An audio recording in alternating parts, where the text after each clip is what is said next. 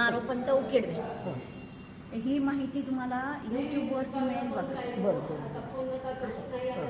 ते होते पूर्वी नास्तिक, पण स्वामींनी त्यांना ओळखलेलं होतं की हे पुढे आस्तिक होतील, म्हणून ते माणगाव सोडल्यानंतर नरसोबावाडीला जाण्यापूर्वी ह्यांची भेट घेऊन जात असत. भेट घेतल्यानंतर काय व्हायचं, असं किती वर्ष चाललेलं होतं. एकदा स्वामी हे ज्योतिषी असल्यामुळे त्यांच्याकडे ज्योतिष विचारण्यासाठी अनेक माणसं यायची. एकदा एक बाई आपल्या मुलाला गंडांतर होतं, कोणतरी सांगितलं, अतिशय आजारी होता, म्हणून त्या मुलाला घेऊन ती बाई स्वामींकडे आली. स्वामी त्याने गणित मांडलं, त्याचं गंडांतर टळणार होतं. पण हे दाखवण्यासाठी माठेवाड्यात एक अनावकर म्हणून माणूस होते, त्यांच्यावर संबंध उभारायचा आणि तो संबंध जे काही सांगेल ते कुठेही तुम्ही जा ते खरं व्हायचं.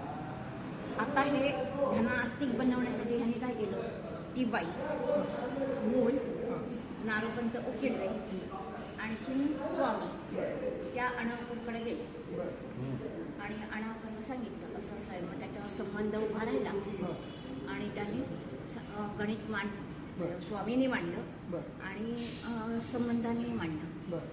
आणि त्यावेळी ते गणित मांडून उत्तर आलं, ह्याने अनावकरनी सांगितलं आणि देव म्हणजे काहीतरी आहे असं त्यांना ती जाणीव झाली आणि तिथून ते आस्तिक होते.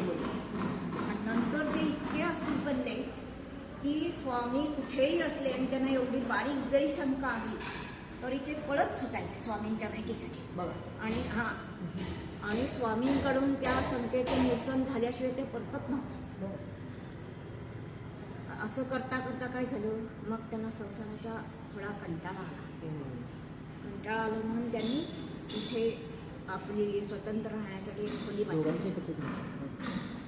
आणि ती खोली बांधली तिथे खायचं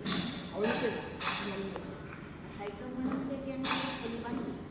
पण तत्पूर्वी स्वामी आले किंवा रोज संध्याकाळी मग ते माणगावला संध्याकाळच्या आरतीला